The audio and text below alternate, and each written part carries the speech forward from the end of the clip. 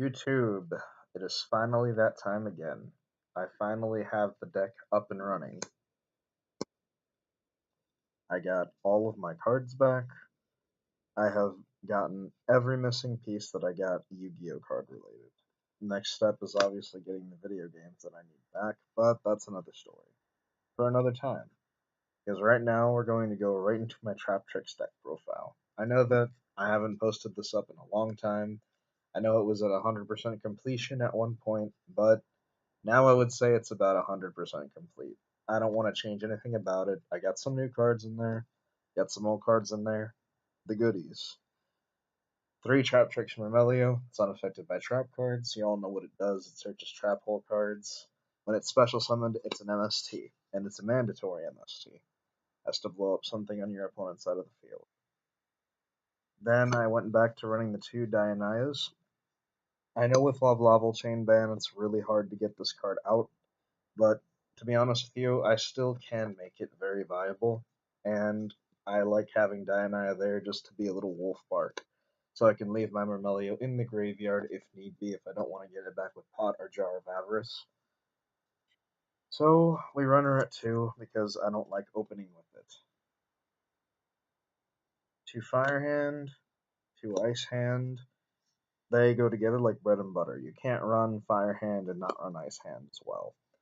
Fire and Ice Hand are what make this deck really floaty, so you have other floaters that can defend you for a little while, can blow stuff up while you're at it. That's really what the deck bases off of. Having them at 2 each is very important.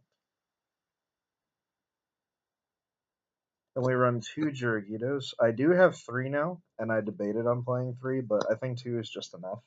I never really see myself drawing into multiples. I barely get Jiragito as it is, but when I do get it, it's very helpful. That's why I put it back into the deck all the time. This entire deck is just about recovery. So Soul Charge is in here, but it's not really necessary to run. So 2 Jiragitos, you know its effect. It's a very good card. It's actually going up in price now because of the future decks coming out. Triple Reborn Tengu. This is also back in my deck. I did some testing where I was running Sky Cavalry of Reptilier. Good card, and I love it because it punishes people who don't play Pendulums. But this card in particular just has so much synergy, especially with Diamond Dire Wolf. The plays that you can do with Diamond Dire Wolf, blow this up, blow up one of their cards, get a free monster. It's just really good. And the fact that he is always there floating for you helps defend your life points.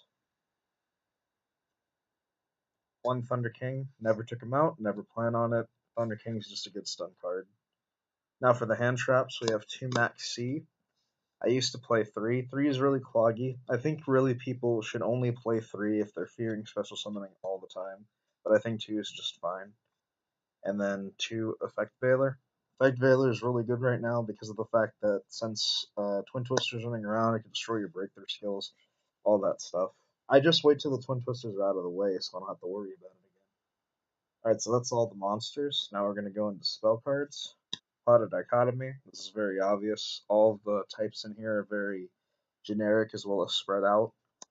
2 Secret Rare Prohibitions. Prohibitions just to stop Twin Twister or any annoying cards that you don't want your opponent playing. I know it's usually seen in the side deck, but I main these 2. I don't like dealing with decks that have Twin Twister, and that's the first thing that I call because my deck is very back row heavy, and I want to be able to set my trap holes and not have to worry about it. So you run that at 2. Upstart Goblin, Shiny, Ultra. For draw power, to play a 39 card deck. Raigeki, that doesn't need any explaining. Triple Pot of Duality. Upstart is just not enough. You have to get into your deck. You have to get into your combo pieces. It's the only way to do it, the slower way. And yeah, that's how you search in this deck, really. Double Twin Twister, wouldn't be a deck without Twin Twister, right? Full Charge, and then Instant Fusion for Norden. I don't play it at 2. I think that's a little redundant unless you absolutely want to see the Norden. But it's just in here for the Norden. That's what makes it 41 cards, and Soul Charge is just obvious. Alright, so that's all the spells. Now we're going to go into traps. Jar of Avarice. I like recycling everything, so Should be obvious why I play that card. Solemn Strike, great card. Only have it at one, but I'm sure with the reprints in the tins, everybody will have one. Solemn Warning because it's warning. One Storming Mirror Force. It's my favorite Mirror Force, but I only would run it at one right now.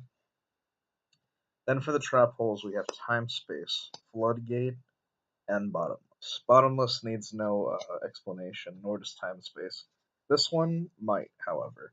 Floodgate Trap Hole is really good. When your opponent summons monsters, you change them to face down defense position. And your opponent cannot flip them up. They're just stuck like that. It's a very, very useful trap card. So in my opinion, I would say it's definitely worthy of being in here. Then two Call of the Haunteds and one Vanity's Emptiness. I've used Vanity's Emptiness a lot in this deck, ironically. Even though I do special summon a lot, it doesn't really hurt me because I just punch with the little dudes. Stop my opponent from doing anything. So here's the extra deck that I don't really go into besides Norden.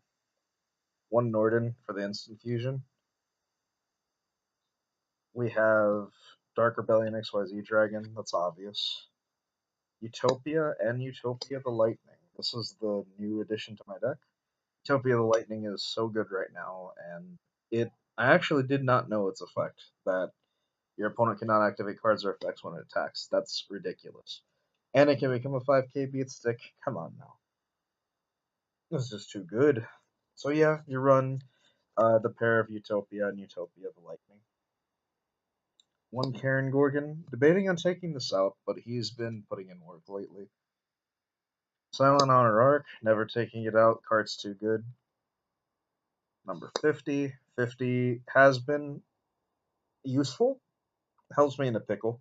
I used to run it better with Forbidden Lance, but even so, it helps so that way if the monster's low enough and I can't kill it by battle, I could just send it instead. This is a new edition, number 106, Giant Hand.